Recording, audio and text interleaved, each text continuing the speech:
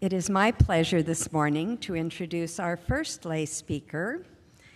That would be Catherine Drinker. Catherine has been a part of this church since she arrived in her parents' arms at the age of 1. She was baptized about the same time her parents became members. She's been involved in the church school, junior carol choir first, and then junior choir. She was confirmed not long ago. And she is a student at MiraCosta, where she is a sophomore. And at MiraCosta, she has enjoyed becoming a part of a service group, the Sandpipers Junior. That's one of her activities. And she also is involved in the yearbook, or newspaper rather. At MBCC, she was an acolyte. Outside MBCC, she plays on the South Bay Galaxy soccer team, and she is, I'm going back and forth between here and there, but at any rate, she has one brother, Jack, and who is younger. Asked her what it was like having a younger brother, and she said, interesting. So she is focused in her studies on math and science, and in another year she'll need to start exploring colleges and universities. And at this time, she thinks she would like to go to the East Coast, possibly somewhere in Boston. She is a very articulate young lady, which you are about to find out. So I'd like you to meet Catherine Drinker.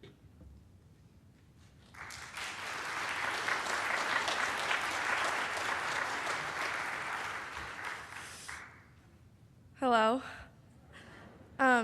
When I sat down to think about what I wanted to talk about with all of you today, the decision was difficult for me. Did I want to discuss my experiences with confirmation, elaborate on my spiritual journey, or describe the role my faith takes place in my daily life? Although these options all seemed like good ones, I chose instead to attempt to express what an important role this church and the people who have made up my church family have played in my life as I've grown up. For as long as I can remember, MBCC has been a part of my weekly routine. Whether it was getting ready for church on Sundays, participating in choir on Wednesday afternoons, or even remembering to pray before bed. Not only have I created amazing relationships with people through keeping MBCC a part of my life, but the church has helped my family develop meaningful traditions for each holiday. To give you a little background, my parents, John and Nancy, moved to Manhattan Beach from Washington, D.C. in 1994. They tried a number of different churches, but nothing really struck them. When I came along, they knew it was time to decide on a church home. They saw an ad for MBCC in the Beach Reporter and decided to give it a try. My dad was raised Episcopalian, and my mom grew up in the Presbyterian Church, but John Calhoun's laid-back style appealed to them both, and so we kept on coming here. I was baptized by Ken Johnson here in the sanctuary when I was only 1 year old. And although I don't remember the ceremony, the pictures make it look really nice. In April of 2000, my brother Jack came along, and we didn't get to go to church every Sunday, but it still played an important role in my family's life. My mom talks about bringing Jack and me to church the Sunday after 9/11.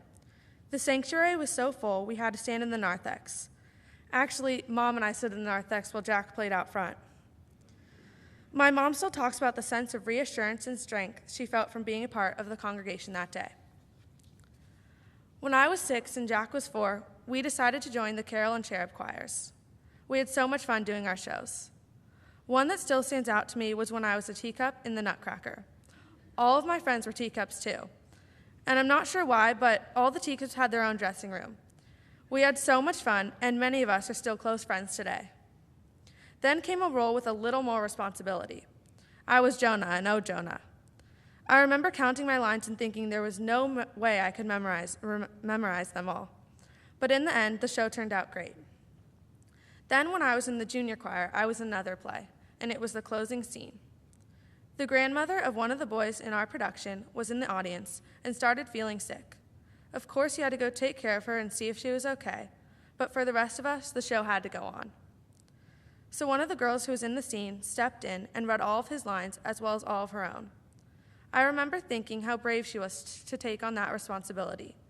But most importantly, I appreciated that we were all there for the boy and we had each other's backs no matter what obstacle we were facing.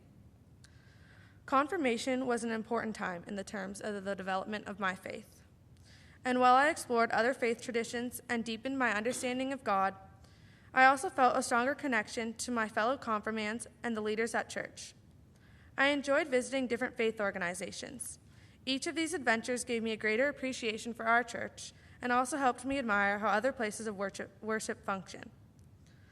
Although I have so many fond memories from this church, I have to say that Christmas at MBCC is truly my favorite.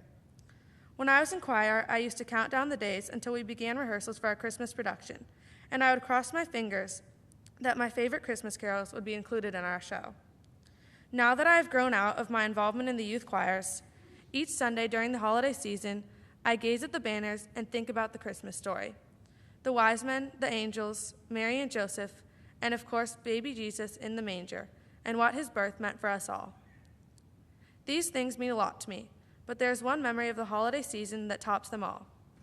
For as long as I can remember, I have loved having Pat direct us in singing Christmas carols after the Christmas Eve service.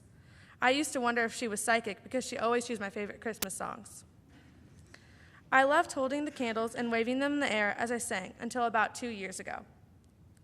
It was Christmas Eve, and my family and I had decided to mix things up and attend the 10 o'clock service, as opposed to sticking with our usual tradition of going to an earlier one.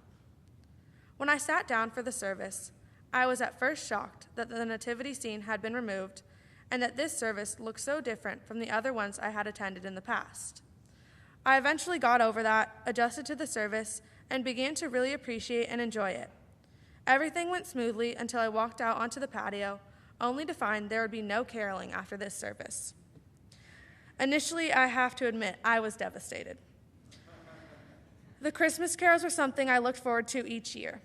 But as I considered things a little more, I began to realize that the only reason I had enjoyed the Christmas services at MBCC was not because of songs about snow or Santa Claus or even Jesus, but it was because I felt the love of my church family, especially this night, because of all the love that was in the sanctuary. We all shared what I would consider a bond over the excitement of the season, and for us kids, what we would be waking up to the next morning. Although all of these instances have been happy, fun memories, there have also been some hard times that I've spent here at MBCC. A little over a year ago, my grandmother passed away. She had been struggling with dementia for some time, and unfortunately, in February of last year, we lost her. Her death was hard for my whole family, my mom especially, but it was reassuring to have MBCC as a safe place to grieve and spend our time. Times like that have shown me how lucky I am to have this church and all of you who make it up. It's a blessing to know that MBCC will be there through both the good and the bad.